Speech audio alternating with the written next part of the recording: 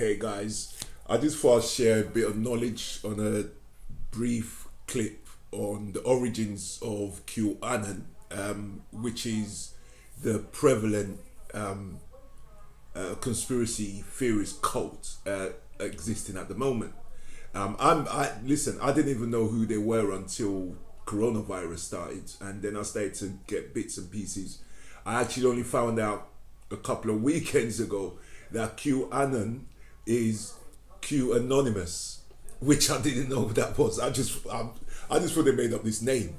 So there's a lot that people don't know. There's a lot that I'm still learning about it.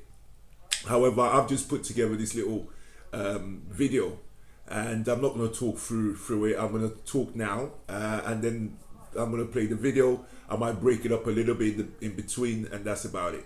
But this is a little history of how conspiracies take hold. You see, America's got a lot of uneducated folk. The UK is the same, but I think our standard of education for those poorly educated is a little bit higher up than those, because we travel. We're amongst, you see, you can't be totally foolish in the UK because we're amongst neighbours. We're not so far away from everything else. We got the French, we got the Spanish, we got so many people coming to our countries, living in our countries, and so on and so forth. So it's pretty tough. Not, you see, but when you're American, you can live in Tennessee and never leave your little town. And those people, they don't know what's going on in France, in Belgium, in the UK, especially if they're watching right-wing press all the time. So that's all they watch. They listen to the radio. That's all they listen to. They don't know what Trump's doing in the real world. They only know what's being told to them from those press that they're listening to. So how do these things get to people in the UK? You get an abstract guy, you know, in Tennessee somewhere, gets popular in his local town by making up stories and stuff like that.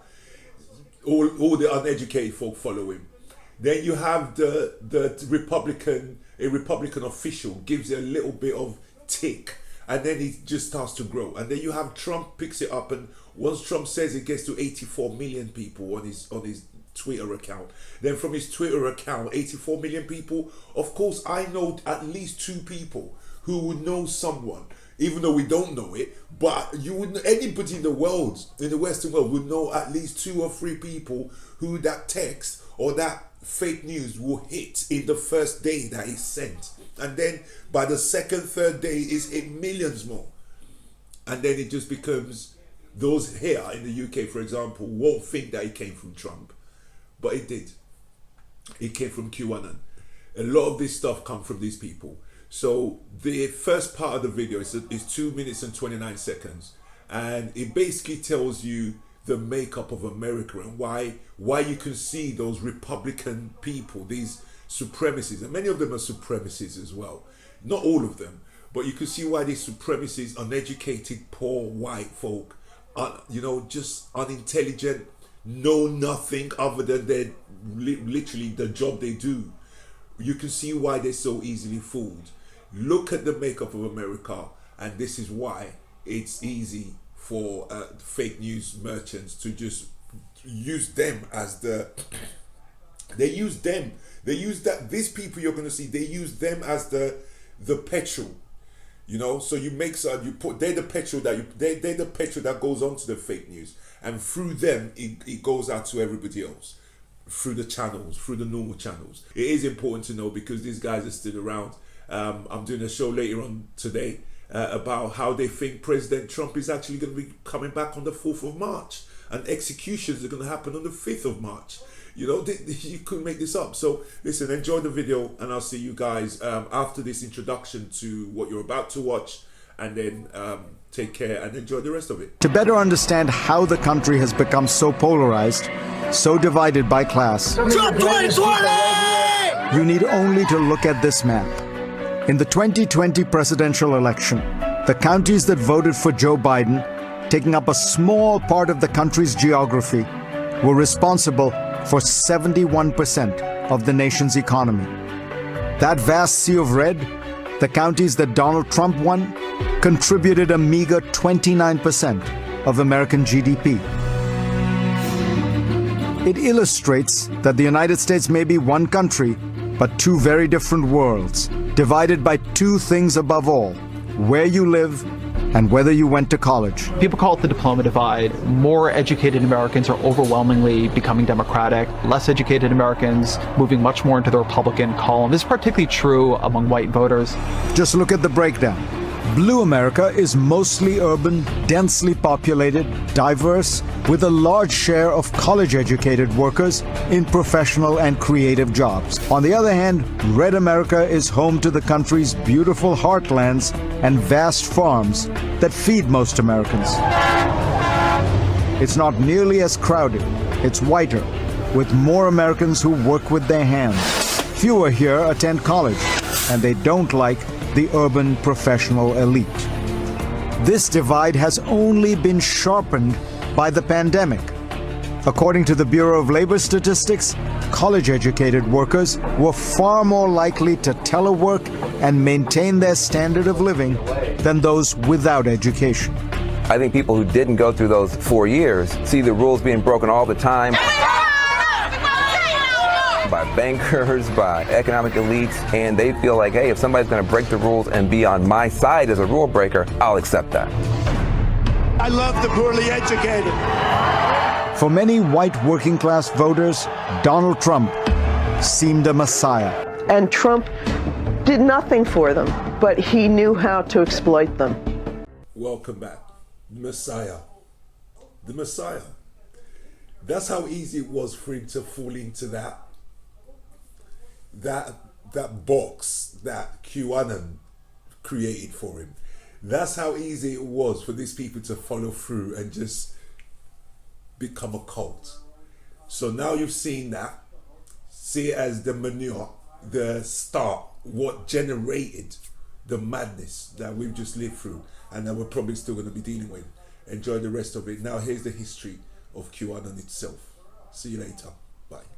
And once you believe, you start to see the signs everywhere. Maybe it's the calm before the storm. What's the storm? Could be the calm before the storm. What storm, Mr. President? You'll find out. Those vague words about the storm spoken by then President Trump at the White House on October 5th, 2017, are often cited as the beginning of what we now know as QAnon. Could be the calm before the storm. What storm, Mr. President? You'll find out. This was at a time when Iran was in the news. Thank you, everybody. There was a lot of tension around relations between the United States and Iran, so a lot of focus on that. And the president said something that was cryptic and strange about a coming storm and how this moment was the calm before the storm. And the reporters in the room sort of seized on that with Iran in mind and asked sort of, what storm, Mr. President, what are you talking about? And he was very sort of, you'll see, wait and see. Q really took off after this remark that President Trump made. They interpreted that as a coded signal that something called the storm was coming. And the storm, in their minds, was this day of reckoning. And that became one of the foundational bits of lore for Q, which started posting on an image message board a couple weeks later.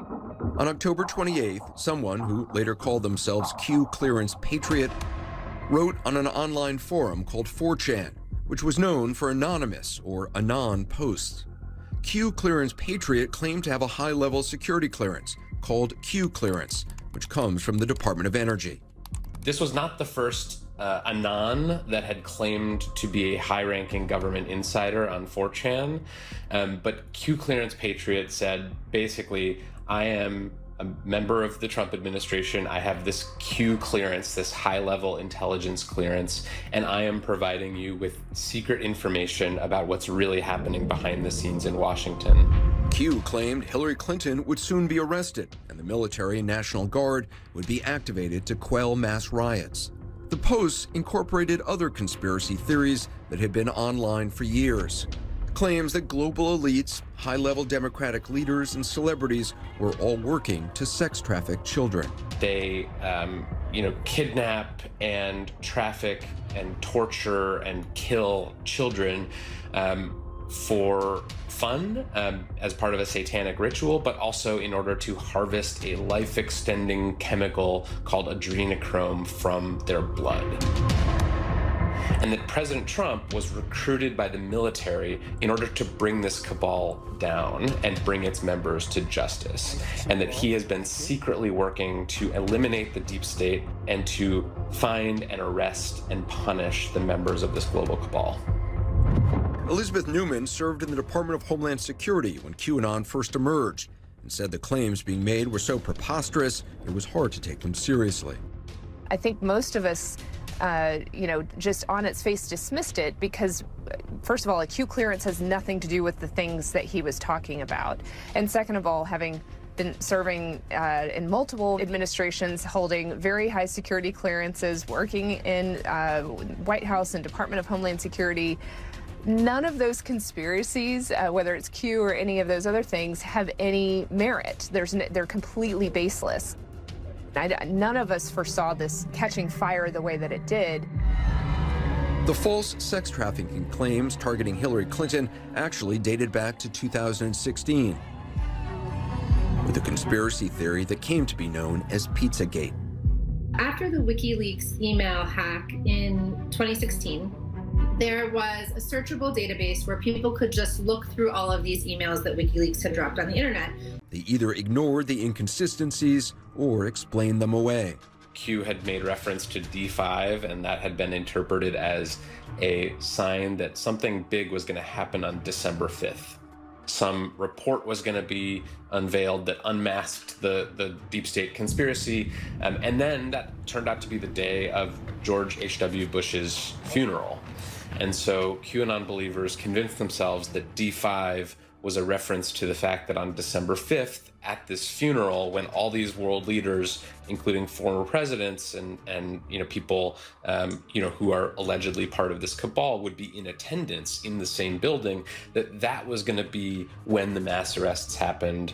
And obviously that didn't happen. There were no mass arrests. And so instead of admitting we were wrong, maybe this D5 thing didn't happen, they sort of reimagined the claim. They said maybe it's December 7th, actually. So therefore the real date is sometime in the future. And that's constantly happening with QAnon. So this has been one of the more mind-melting aspects of reporting on Q for me, that you talk to people who are true believers. We are Q. And you can confront them with reality, evidence of here's what happened. We both saw this with our own eyes. Why do you still believe? And there's just an utter rejection of reality and a total faith in Q with no sort of attention to empiricism or regard for the facts.